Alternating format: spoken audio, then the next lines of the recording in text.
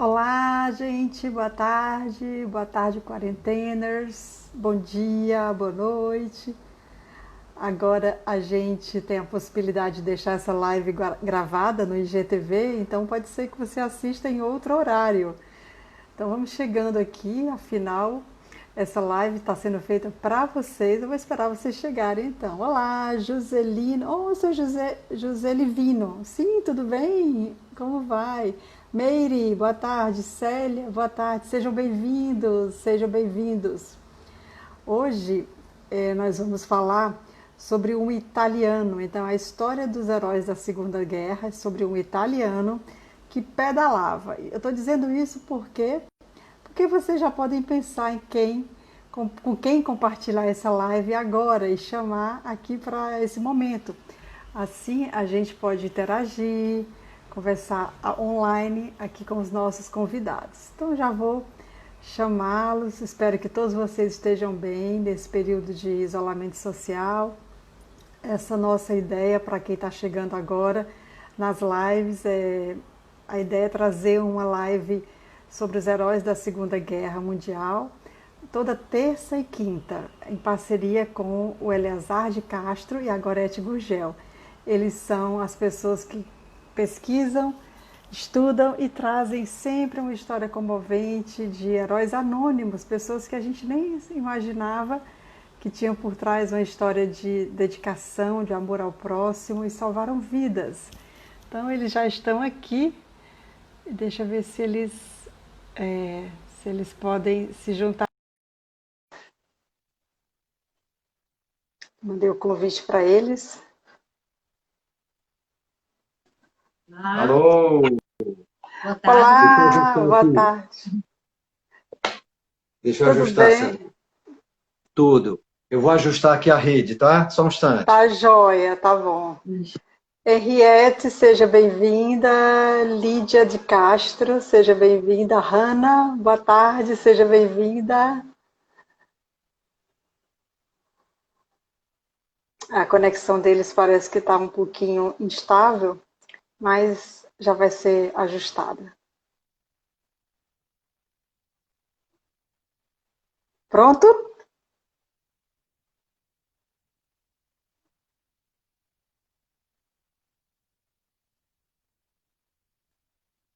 Para mim aqui parece que está travando um pouquinho. E para vocês, gente, vocês que estão online aí, poderiam nos dar esse feedback?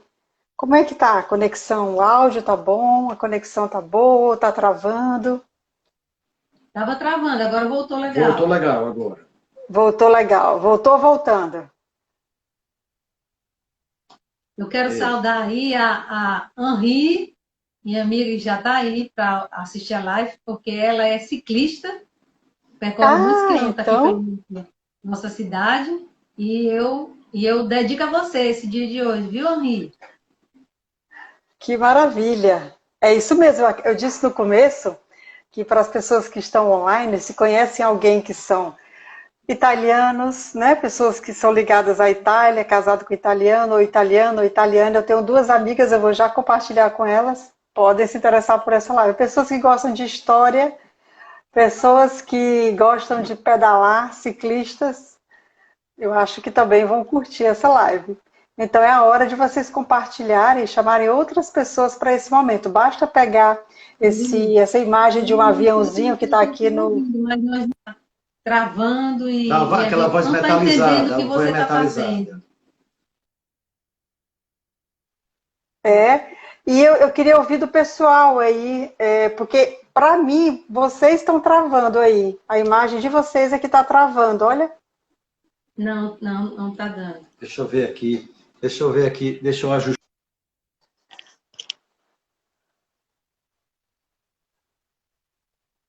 Gente, me deem um feedback, por favor. Como é que tá o som aí para vocês, a imagem? É para a gente já começar.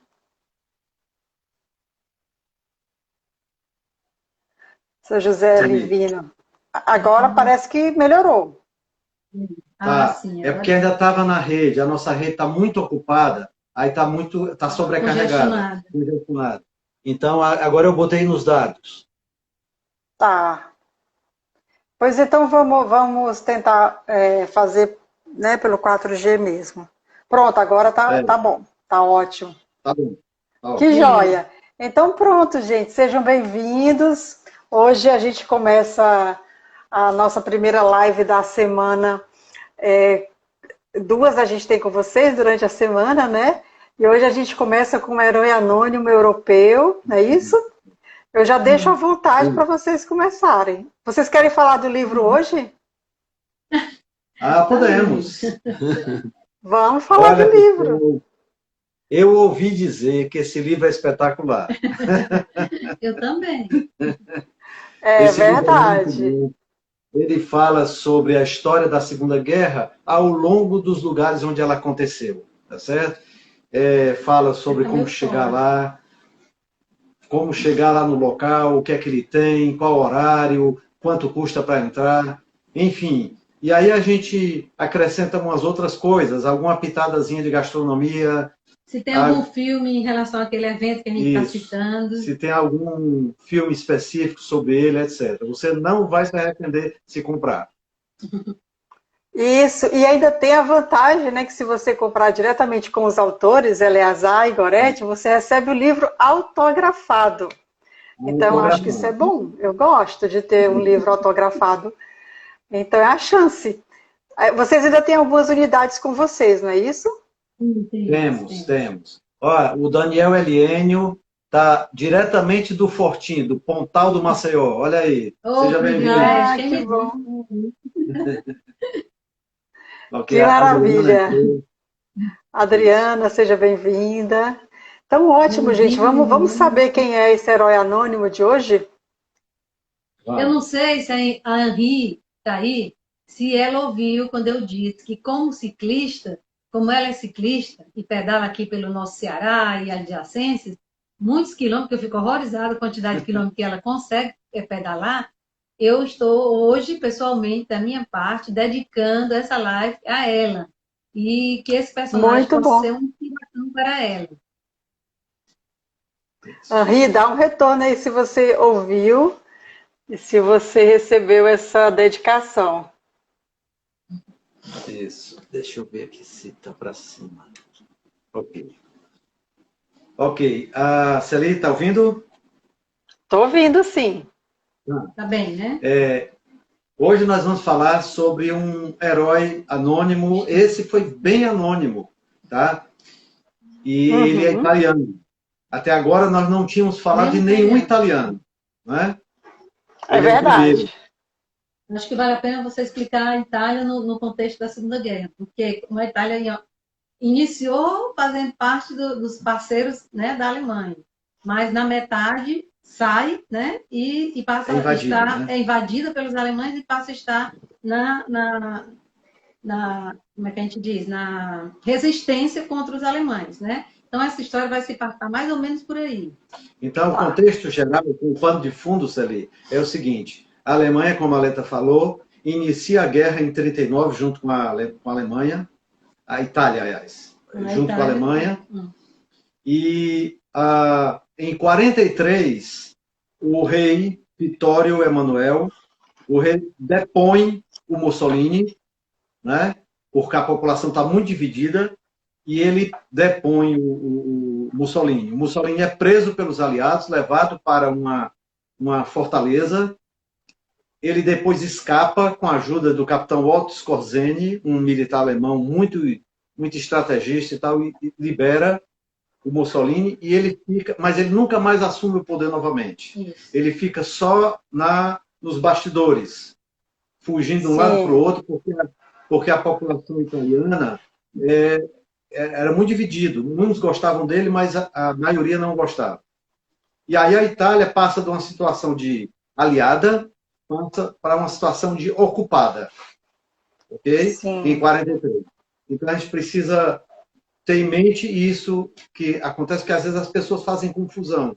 Não, porque antes a Itália não era parceira com Mussolini, e depois porque é que lutou contra a Alemanha, né? Então as pessoas O Mussolini era compreenderem. italiano, né? Era irlandês. Ah, é. Irlandês. Nós falamos do Monsieur, uma atuação na o Itália, Hugh né? O'Flaherty, né? Lembra? Lembra que a gente falou dele? Lembro, Mas ele morava em lembro. Roma, mas ele é irlandês. Irlandês.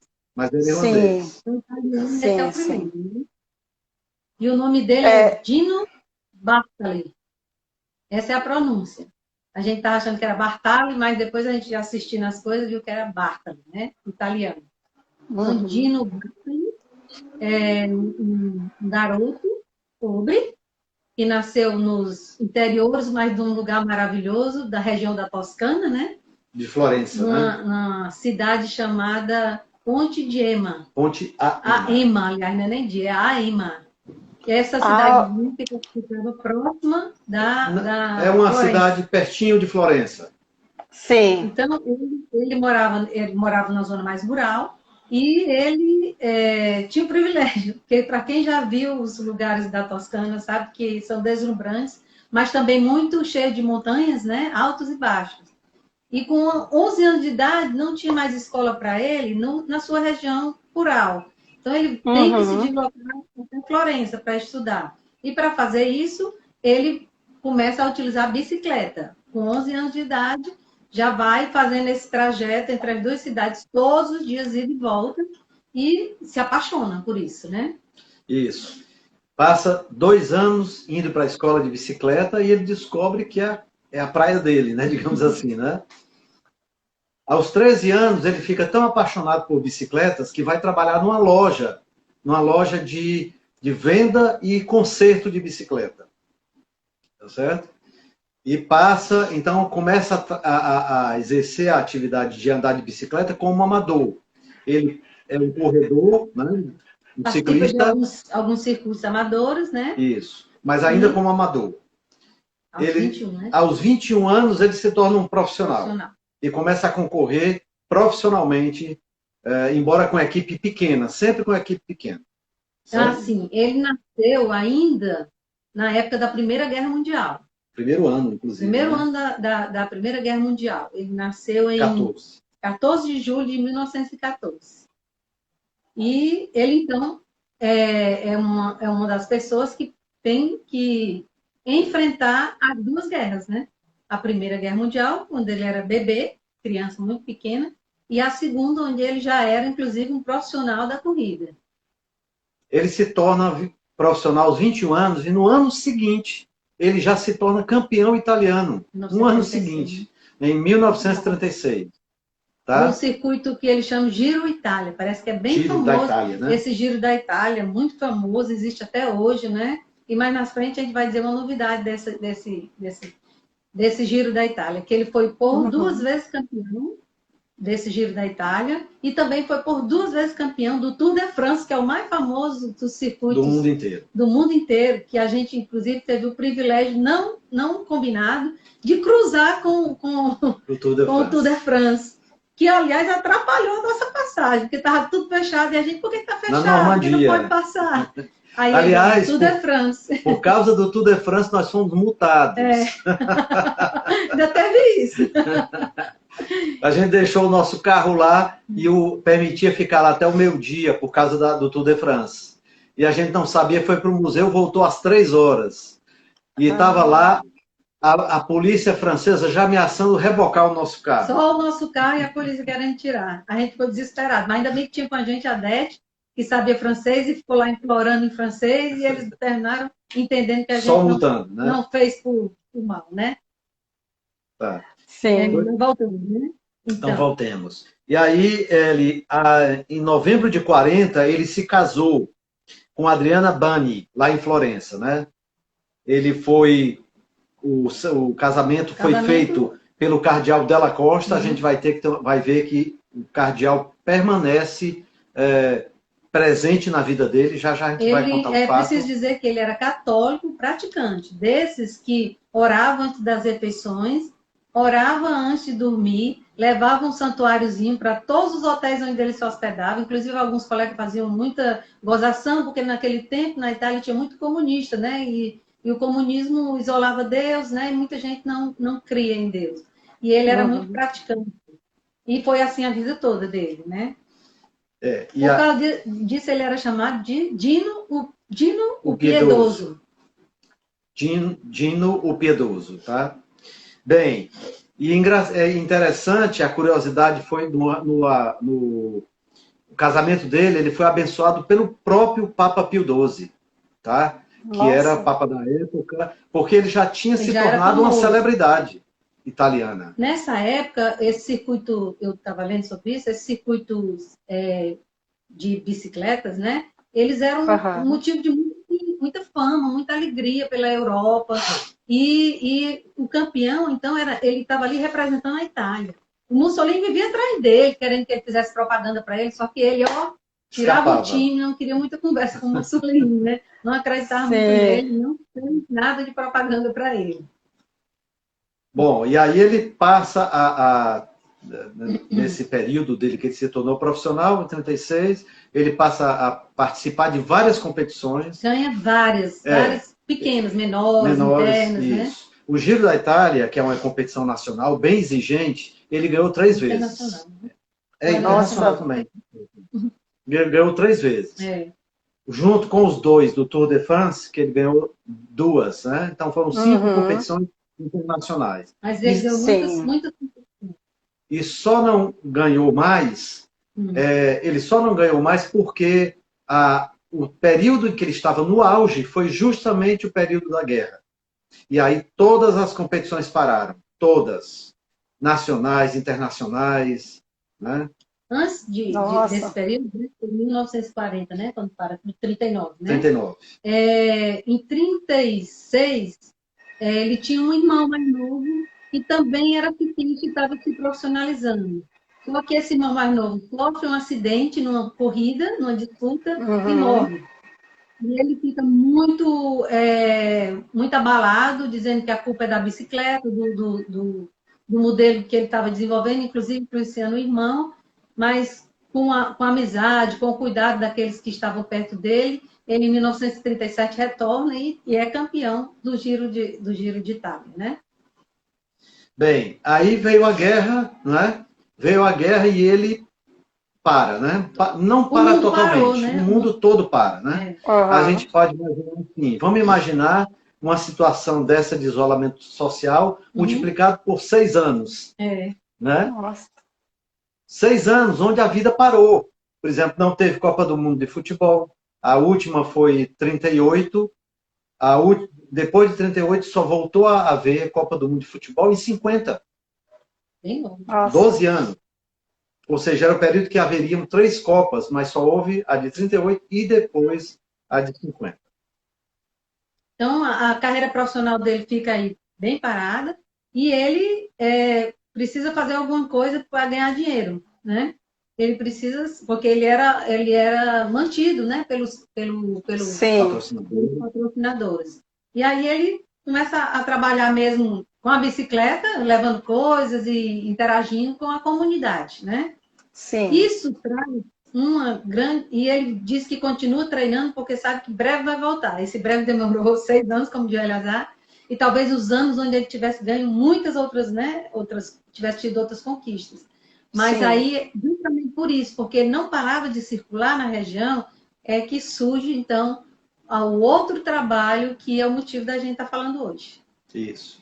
Mas lembrando que em 38, antes de começar a Segunda Guerra Mundial, ele ganha a prova mais importante do mundo, que é o Tour de France, 38. Sim. Foi quando o Tour de France foi interrompido. Então, a prova mais importante do mundo é o Tour de France. O último Tour de France, né? Antes da guerra. Antes da guerra. E ele ganha. Bem, e aí ele passa não para, né? Mas não trabalha em competições internacionais nem nacionais. Em 43, acontece uma coisa que a Leta falou, né? Que é justamente o cardeal Della Costa, que o casou, né?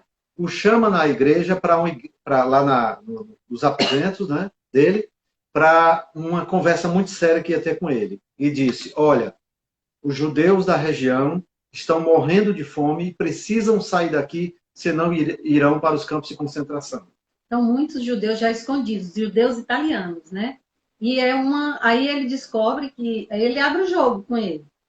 Fala que há toda uma associação de monsenhores, de cardeais, de freiras, daqueles padres. padres de Assis, né? Todo um circuito cuidando desses judeus escondidos, mas que precisam ser transportados para outros lugares mais seguros. E a proposta, então, que ele faz para ele é o seguinte: nós precisamos de alguém que tenha mobilidade entre as cidades onde a gente está atuando, levando os documentos desses judeus para a gente fazer os documentos falsos, os passaportes falsos, para eles saírem da Itália. Então, é essa a função dele, e ele, no primeiro momento, fica calado, sabe, da dureza que seria assumir essa responsabilidade, pensa na família e pede para só dizer alguma coisa no outro dia. E aí, no outro dia, ele levanta cedo, nem avisa a mulher, porque ele sabe que quanto menos ela souber, menos perigoso será, né? Vai lá no cardeal, pega os documentos, tira, viu, Henri? Presta bem atenção. Tira o selim da bicicleta, o cano, que ele chama de quadro, faz um rolo dos documentos e bota lá. E coloca o selim por cima. Certo? E passa a transportar. Fazer esse transporte de documentos para os judeus que estão em Assis. Principalmente para Assis, que é a partir de lá que eles distribuem em várias gráficas, né? Então, essa de Florença para Assis são 200 quilômetros, que ele sai de manhã cedo e volta no mesmo dia, para não chamar atenção. E ele fez mais de 45 vezes esse trajeto. 45 vezes esse trajeto de 200 quilômetros, ida e volta. Mas e as pessoas encontravam com ele? O que é que ele dizia? Que estava andando de bicicleta? O que acontecia? Ele estava treinando. Nessa época, 43, a Alemanha já dominava a Itália, na condição de ocupante agora, não mais de aliado. De aliado. E aí o que aconteceu? Ele era parado, mas várias coisas faziam com que ele fosse liberado. Primeiro, a fama dele. Ele era muito conhecido. Muito conhecido. E é engraçado ter um comentário. Tinha uma característica física muito marcante.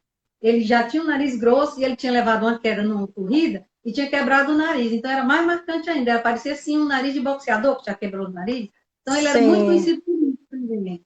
Sim. Pois bem. E aí, ele entrega os documentos lá em Assis, né? Faz isso 45 vezes num trajeto de 200 quilômetros. Ida e volta, no mesmo dia. Ida e volta no mesmo dia. Né? Caramba! E a polícia nazista para, né? Olha para ele, chegaram como é que chama? A revistar.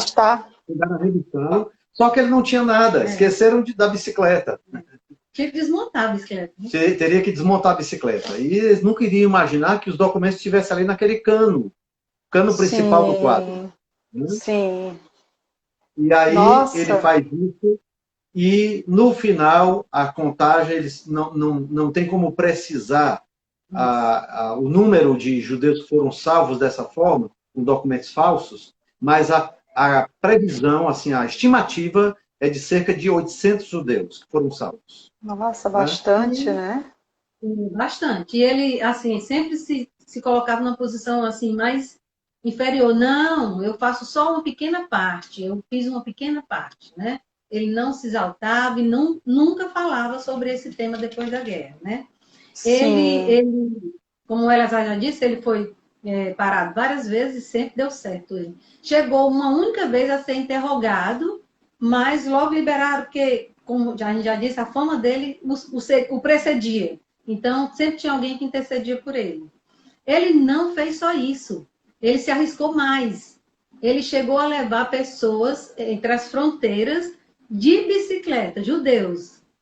E inventou um carrinho com um fundo falso, que ele puxava de bicicleta. Uma carroça. Uma carroça, mas que cabia uma pessoa dentro, ou duas, não sei.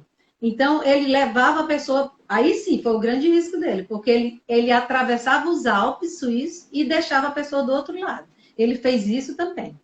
E cada vez que ele era parado, era investigado, era interrogado, ele dizia, eu não posso parar, eu sou um atleta.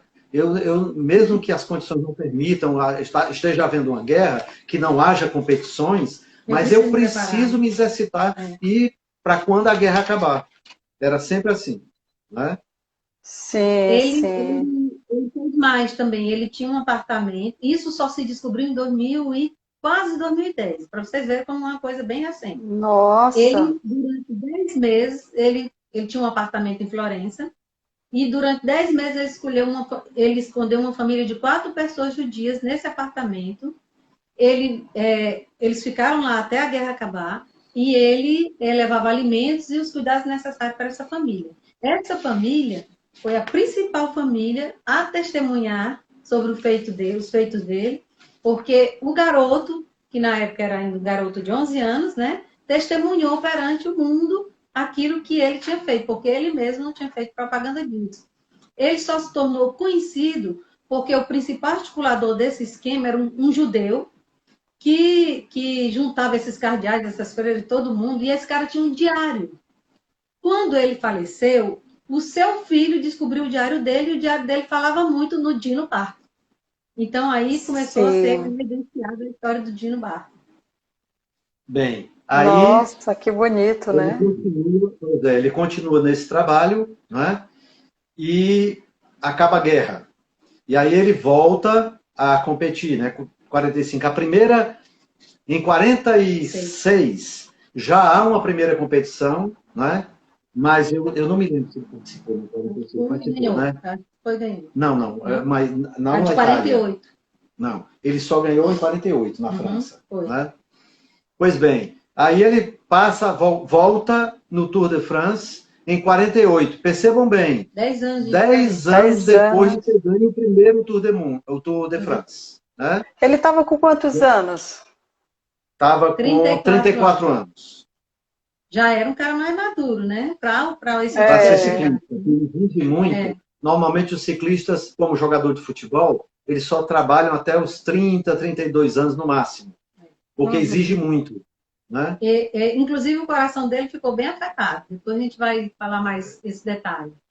Ele então participa dessa corrida, e essa corrida que ele ganhou, como é que a gente diz? Esse fato, não sei dizer direito aqui do ponto de vista do atleta, mas esse fato de uma pessoa ganhar o mesmo prêmio grande 10 anos depois, ninguém nunca repetiu. Sim. Nunca foi repetido. Porque esse tipo de circuito são muitas etapas. A gente estava vendo aqui. Não é uma única corrida, são várias etapas, toda a equipe envolvida. É um campeonato, né, que chama? Um campeonato, é. Isso. E tem um outro italiano também que mais à frente, agora recentemente, conseguiu fazer 4 circuitos seguidos e ser campeão. Mas não igual a ele, porque o dele foram 3 seguidos, nessa que ele ganhou, mas em montanhas, o outro foi em área plana. Então ele está aí com esse negócio até hoje, com esse diferencial até hoje. Então, que maravilha. É importante também, Celi, ele, depois da guerra, ele compete em certames locais, competições locais. Vários, né? E aí aparece uma coisa com a qual ele não convivia antes. Apareceu um competidor chamado Coppi. Coppi era um italiano também. Italiano. Era até da equipe dele. Coppi, eles ficaram numa competição tão grande entre eles que a própria família depois chamou a atenção dele para que ele não levasse aquilo muito a sério. Ele ficou tão obcecado em ganhar desse cara que ele, uma vez, viu o Coppi, jogar uma garrafa de como é que chama? Bebida isotônica, né? Sim. Fora. E ele voltou, guardou o local, depois voltou para pegar a garrafa para examinar se havia estimulante. Ele achava que ele tomava alguma droga, algum estimulante, né? Algum estimulante. Passou a vigiar, inclusive, quando ele se hospedava no hotel, a vigiar o lixo do cara, para esconder o que o cara podia estar aprontando para ganhar dele, né? Até que aconteceu um caso, uma coisa inusitada. Eles estavam numa corrida, muito próximo um do outro, e um fotógrafo capta uma troca entre os dois de uma garrafa de água. Então, o pessoal descobre que, apesar da rivalidade que eles tinham um com o outro, na hora da necessidade, eles estavam se apoiando durante a corrida, né? E aí acabou a inimizade, acabou rápido, né? Mais ou menos, porque o Bartoli toda a vida disse que era ele que estava entregando a garrafa de água. Interessante. E aí ele vai para 48 para o Tour de France, né? E ganha, como a Leta falou, foi o primeiro ciclista a ganhar uma competição 10 anos depois, porque é um espaço de tempo muito grande, né? Então, 10 anos depois ele ganhou. Só para você ter ideia, no começo ele estava ruim, né, porque a Tour de France são várias etapas. Você corre até uma cidade, lá se hospeda, no outro dia continua, enfim, parece que é tipo uma semana. Tipo uma semana do Tour de France. Pois bem, e ele no começo não estava muito bem, mas depois quando apareceu a montanha, os Alpes, era o forte dele. O forte dele, né? O forte dele eram as montanhas por causa da Toscana. Por causa da Toscana, né? Por causa da Toscana. Então, ele colocou uma vantagem de 26 minutos à frente do segundo colocado.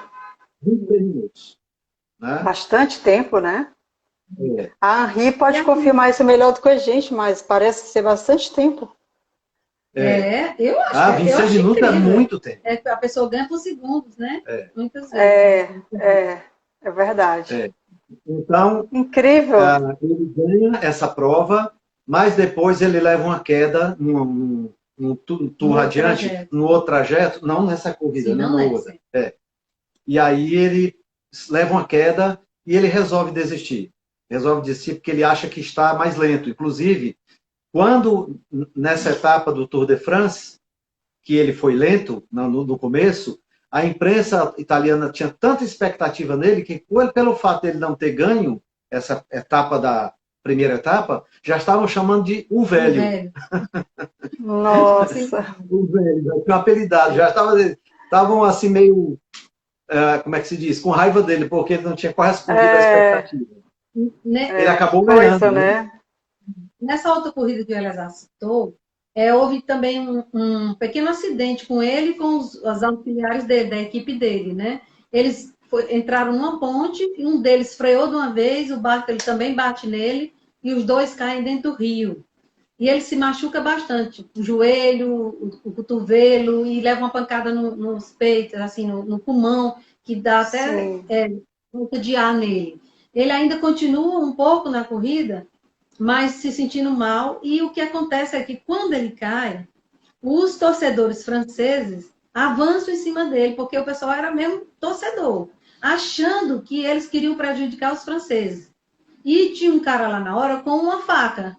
E aí eles ficam achando que eles seriam mortos, atacados, e aí acontece o que ela já diz, eles retiram a equipe e desistem desse tour. Porque tinha um corredor francês chamado Jean Robic. Jean Robic era o campeão deles, franceses. Sim. Então, e ele não estava à frente. Era o Bartali que estava na frente, né? Então, eles estavam torcendo ao ponto de até assim, atacarem no caminho. Né? Eles passavam no meio das ruas, o público vizinho, assim, muito próximo, né? Então, ele ficou... interessante foi o que o médico passou para ele. Ele estava mais lento e o médico examina e diz que é porque o coração dele já está bem desgastado, né, por tanto esforço físico.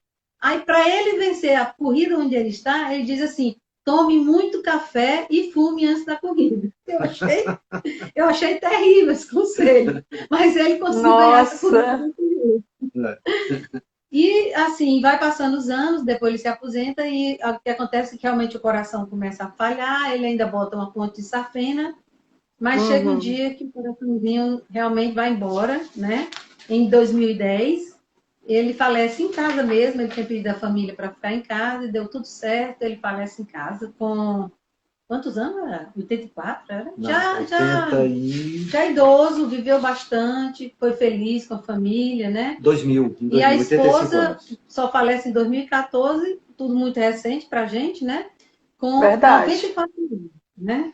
Nossa. Sempre na Itália, sempre morando na Toscana, né? Uma coisa curiosa, viu, Celi? Em relação à vitória de 48, em 48, depois da guerra, a política italiana estava polarizada, como aqui no Brasil agora, né? Polarizada entre entre os conservadores e os comunistas, né? E eles estão, inclusive, havia a perspectiva, nesse dia do Tour de France, havia a perspectiva de um golpe que seria dado pelos comunistas, essa história é um golpe no parlamento, né?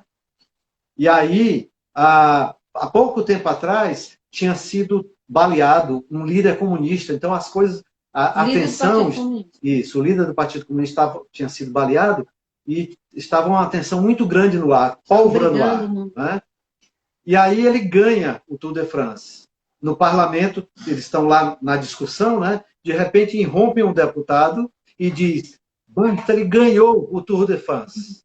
E aí todo mundo se abraçando, comunistas, conservadores, todo mundo se abraçando. Diz que esse fato amenizou uma guerra maior entre eles naquele dia. E nesse dia também, o rapaz que tinha sofrido o acidente acorda do coma, e eles dizem que tudo foi por causa da vitória do Bartali, né? Tudo colocaram na mão do Bartali nesse dia, né? Nossa, que bom, né? Que interessante. Agora para a história dele, né? Ele falece. E em 2013, vocês lembram daquela família que nós falamos, Goldenberg, né? Que testemunha sobre o feito dele, apresentam também o diário, né, do judeu, que conta a história dele, da participação dele na salvação desses judeus, né? E aí ele é, então, candidato a ser um justo entre as nações. Em 2013, ele é condecorado, né, com essa homenagem de justo entre as nações, no Yad Vashem, em Israel. E aí, lá no Yad Vashem, quem vai receber é a neta dele. Tá? A neta dele, muito emocionada e tal, e recebe, né? E depois, em 2013. Né? 2013 ele foi justo entre as nações. Foi. E pouco tempo depois... 2010. Né? Não. Estou misturando aqui. 2016. 2016, há uma competição de ciclistas lá em Jerusalém. E eles escolhem Jerusalém... Pela primeira vez. Pela primeira vez. Um Giro de Itália. Isso. E aproveitam o momento da competição lá em Jerusalém para torná-lo cidadão honorário de Jerusalém. Nossa, emocionante. Lindo, né? Então, que bom. Ele agora é honorário, né? E a neta, eu acho interessante isso. Essa neta, ela participa dos circuitos tudinho. Ela é ciclista também. Porque ela diz que o principal é o testemunho do que ele fez, mais do que como ciclista, o fato dele ter salvo vidas, né? Com certeza. Ele dizia o seguinte... E quanta coragem essas pessoas tiveram, né? Eu admiro muito essa coragem mesmo de momentos assim, de decidir mesmo, de colocar a sua própria vida em risco, né? Mas uma luz maior parece que acende e elas vão com muita coragem. Admirável mesmo. E ele disse o seguinte, quando o pessoal perguntou sobre esse fato do que ele fez na guerra e tudo, ele não cumpridava a conversa e dizia o seguinte: o bem está feito, mas não é dito. Não, e disse assim... E certas medalhas penduram na alma, não na jaqueta. Ou seja, que coisa legal, está feito, né? Não tem mais o que falar e ainda está guardado na alma. Como você disse ali, um ato de coragem, mas é um ato movido pela graça de Deus mesmo, porque quem tem forças para pensar, se a minha família for pega, vai morrer, se eu for pego, vou ser torturado, né? Tanta coisa que pode acontecer, e essas pessoas se superam e realmente ajudam a salvar vidas, né? E como salvar vidas? Depois, hoje, eu estava lendo um outro livro, que é A Bailarina de Auschwitz, que eu achei muito interessante, terminei ontem, que ela diz que o fato de você salvar vidas é como se você salvasse a si mesmo. Também você salvasse a si mesma, porque ela se tornou psicóloga, PhD e tudo, para ajudar os outros, como ela precisava também ser ajudada, já que ela tinha passado por Auschwitz, ainda com 17 anos. Mas aí, outra história... Talvez um dia a gente conte a história dela, que é maravilhosa, uma linda história, e de superação, e ela é viva, ainda com 90 anos, ainda cuida de pessoas que sofrem traumas. Nossa. Depois da morte dele... Sim, diga, Sérgio, pode falar. Não, eu ia dizer que as pessoas que são mais assim, olham para essas questões de uma forma mais espiritualizadas, né? O pessoal até costuma dizer assim que a gente ainda fala o que a gente precisa ouvir, que a gente ensina o que ainda precisa aprender.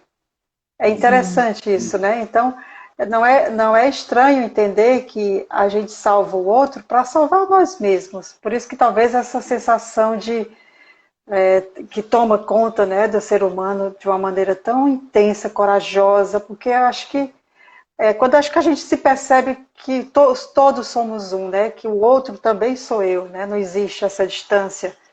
Então, aí depois eu acho que se torna mesmo um privilégio você poder fazer alguma coisa por alguém que te dá a chance de então atuar, né? Eu Isso. penso que é mais ou Durante menos 30 assim. anos, durante 30 anos eu fui professor. E quando eu Sim. falava de uma recomendação para eles, como pessoas que eles deviam ser, para os meus alunos, né?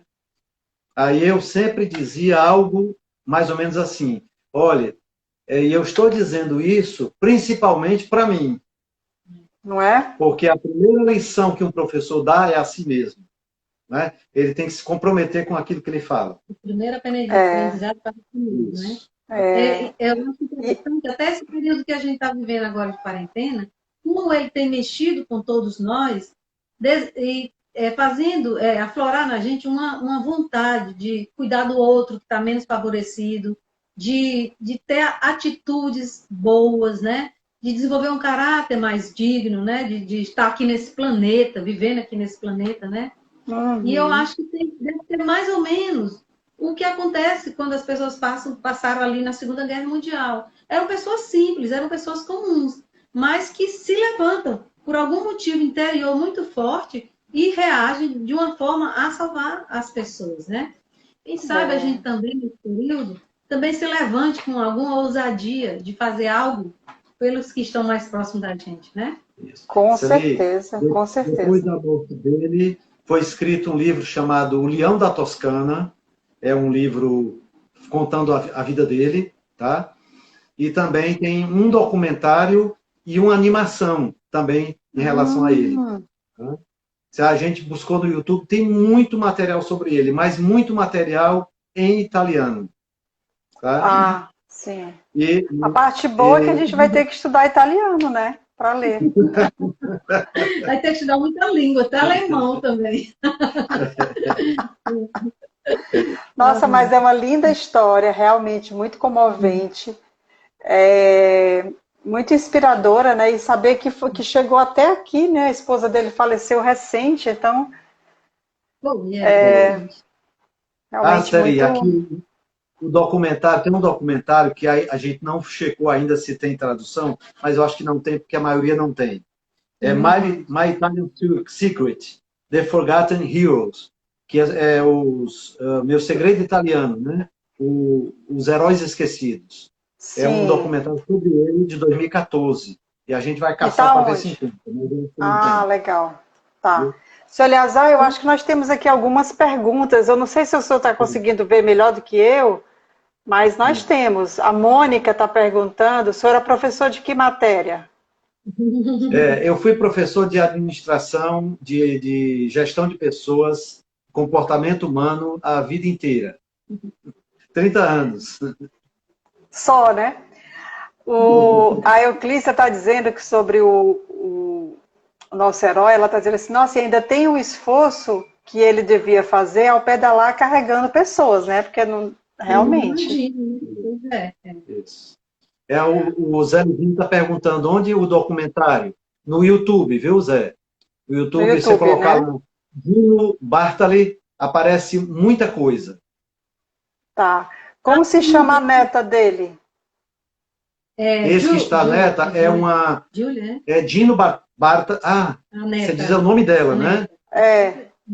Ixi, Agora não é um não nomezinho recordo. É um nome pequenininho, pequeno. Então, italiano. depois vocês dizem Isso. para Henri, tá? Uhum. Não, não tem filme. A Henri perguntou se tem filme. Pois é, Não incrível, tem. essa história daria um filme legal, né? Aliás, todas Não Isso, essas é? histórias dariam filmes legais, né? isso. Verdade. Deixa eu ver aqui. Eu acho que você vai passar um pedaço da... A gente Como pode é que tá o mostrar um tempo aí? pedacinho. Nós temos um pouquinho de tempo, não temos? 5 rápido. minutos. Esté, tu tá aí, Esté. Um beijo. E aí vocês vão ver o nome da neta, vai aparecer. Tá. Sim, eu esqueci de dizer que depois da guerra ele foi trabalhar Mônica. com o quê? Com vendas de bicicletas. Ele vai ter uma loja de vender bicicletas. Então, era como se tivesse assim uma marca de Dino Bartoli. E também ele tem um museu Na cidade na dele. cidade dele, lá no EMA No Ponte Aema. Ponte Aema. Lá em Ponte Aema tem um museu dele. Olha, interessante. Vamos. Suba mais um pouquinho, seu Eleazar, por favor. Eu vou subir.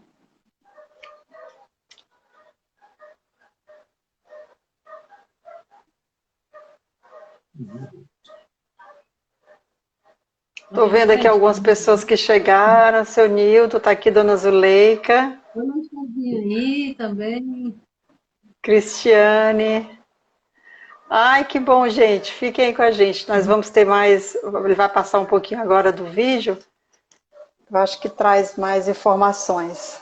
Vamos falar da Corrida Internacional de Ciclismo, que neste ano começa em Jerusalém. O ciclista Gino Bartali, ícone do esporte que pedalou para salvar centenas de judeus dos campos de concentração, foi lembrado no Museu do Holocausto de Israel.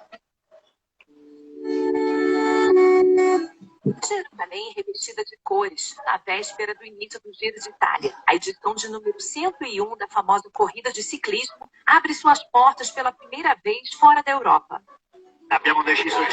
Escolhemos Jerusalém por ser um local muito significativo, não só pelo aspecto religioso, mas também por todo o mundo da cultura existente. E não só isso, há também todo o aspecto da paisagem que também se destaca.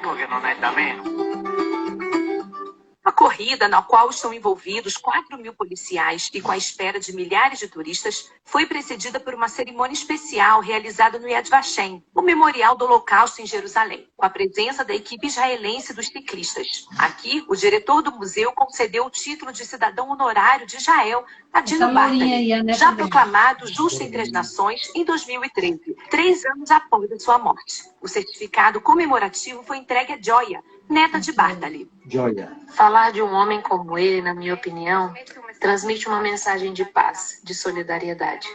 Meu avô era uma pessoa de grandes valores, acima de tudo humanos. Ele foi um grande campeão, mas hoje é bom lembrar dele como um campeão da vida.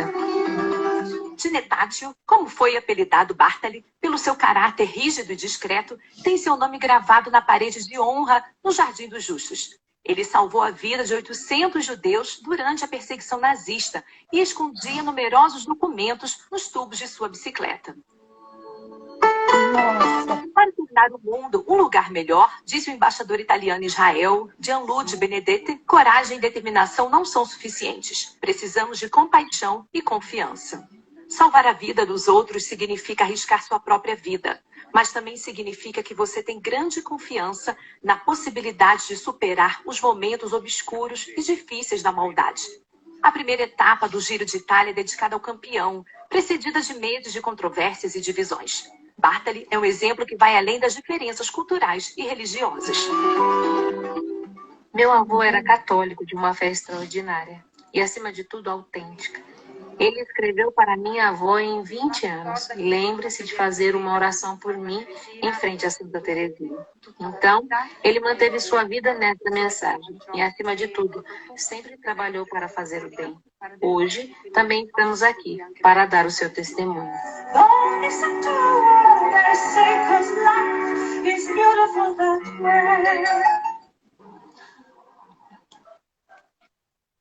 Maravilhoso, dá vontade de aplaudir, né? Que lindo, né? Emocionante. Emocionante. Muito lindo. A gente trazer também visibilidade para essa história. E saber que a neta dele está viva ainda, nossa, maravilhoso. É nova ainda, né? É nova. Joia, né? Joia. Que lindo, Aí, muito linda a história. Esse evento foi agora, no começo desse ano. Antes da quarentena.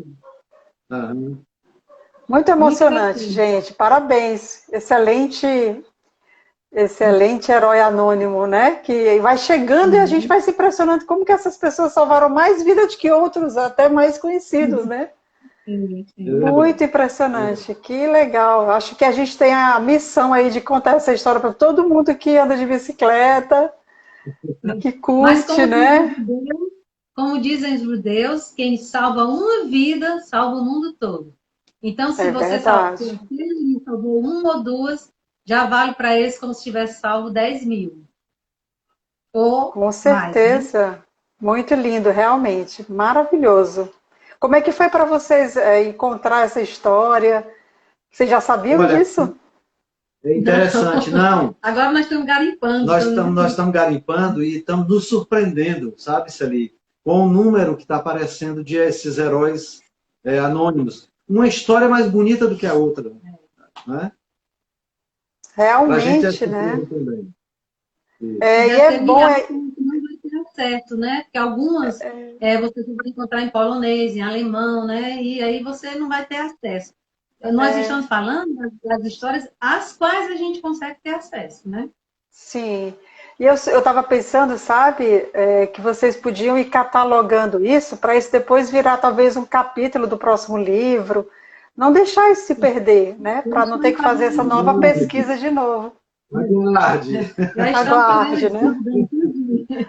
Nós estamos fazendo É, isso, ali. Inclusive, na nossa prioridade era fazer um livro sobre cinema, a segunda arte. sim, Mas essa coisa foi tão legal sobre os heróis que a gente colocou a prioridade na frente dos livros sobre os filmes. sim. E eu acho também que isso é uma forma da gente ir ressignificando aquelas histórias sempre as mesmas, sempre tão mórbidas, sempre tão, né? A É, gente e colocando na mesma medida, uma história triste, vamos mostrar isso aqui, porque isso aí é mudar o olhar, né? Isso é mudar o olhar para algo melhor, né? Algo que se relaciona com o futuro, com o sagrado, com o divino. Então é uma forma muito interessante de ressignificar as tristes histórias que a gente sabe sobre a Segunda Guerra Mundial. É eu de Muito, gostei falar, muito né, linda. Celi? É falar um pouco sobre otimismo, sobre Isso, esperança, especialmente num tempo como esse, né? Eu gostei do que a isso, e Henriette Butrão até passou. Ela disse: ficando em casa, nós também estamos salvando milhares de vidas. Verdade. exatamente, é bom isso porque quando a gente não precisa, né, que um parente nosso esteja doente, a gente não precisa que a doença chegue até nós para a gente se cuidar. Quando é realmente, né, é um ato de amor mesmo. Tem uma propaganda aí que é meio pesada, mas eu acho que é bem isso. Quando você sai de casa, você pode matar ou morrer. É, Então, para que, né, se colocar nessa.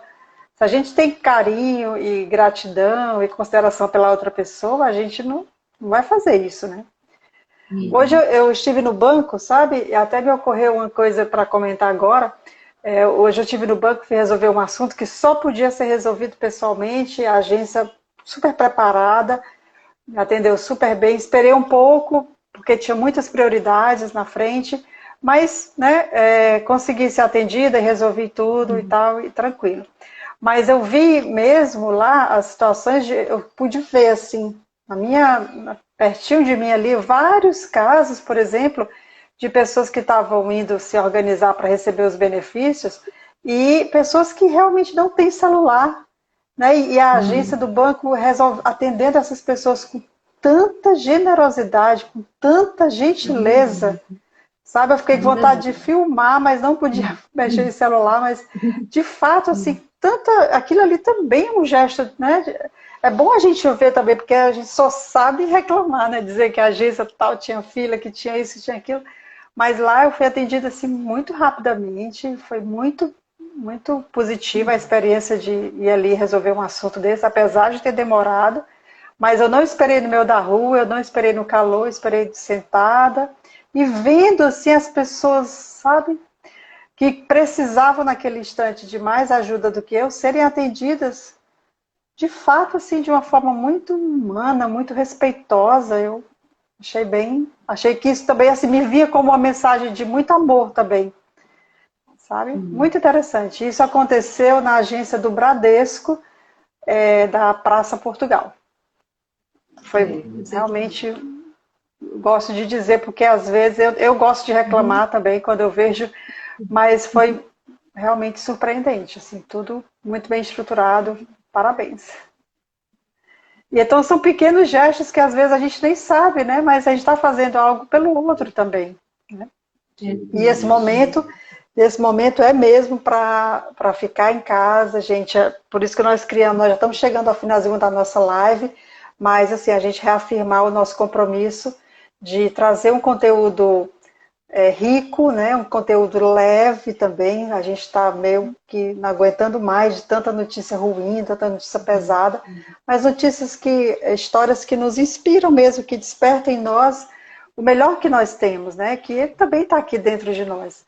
E essas lives são muito especiais para a gente também está pensando muito sobre como que vai dar continuidade a esse projeto, porque no meio da pandemia essa foi uma coisa boa que a gente fez e acredito que as pessoas estão gostando, espero que vocês deem aí o feedback, mas nós também estamos gostando muito de fazer, né? Está sendo algo, como a gente falou no começo, a gente fala também aquilo que precisa, faz aquilo que ainda precisa fazer, né? Então, para a gente também está sendo muito bom. A gente possa se encontrar e se visualizar, porque muita gente está Com participando certeza. da nossa não conhece pessoalmente. Então, será um prazer enorme fazer um encontrão, alguma coisa em que a gente possa se encontrar e pelo menos, se não ainda se abraçar, mas pelo menos se olhar, sei lá, né? Uma hora vai dar certo. Com certeza. E é uma forma mesmo da gente estar em contato nesse momento, né? Então, eu agradeço a vocês mais uma vez por hoje. Célia Azar e Dona Gorete, muito bom. A pesquisa foi fantástica. Foi muito bom saber do Dino italiano. E a gente volta quinta-feira, né? Já sabemos quem é o herói de quinta-feira? Ainda não. Tá joia. Então vamos esperar, gente. Próxima quinta a gente se vê com o novo herói anônimo. E amanhã a gente tem uma live sobre um destino turístico, mas também a gente anuncia mais tarde ou amanhã de manhã para vocês. Então a gente espera vocês amanhã. Muito obrigada pela participação. Você quer dizer alguma coisa, Salazar? Quer finalizar? Não, tudo bem, agradecendo ao pessoal que está participando muito e sendo muito generoso nos seus comentários, tá? Eu espero que a gente tenha transmitido essa noção de esperança, de pensar positivamente, mesmo numa situação de adversidade. É verdade. Muito obrigada. É isso que importa mesmo. Então, muito obrigada a vocês, o casal, e a vocês que participaram aqui com a gente hoje. Amanhã a gente se encontra de novo às 15 horas. Tá bom? Sim. Um beijo, gente. Tchau. Tchau, tchau. Obrigada.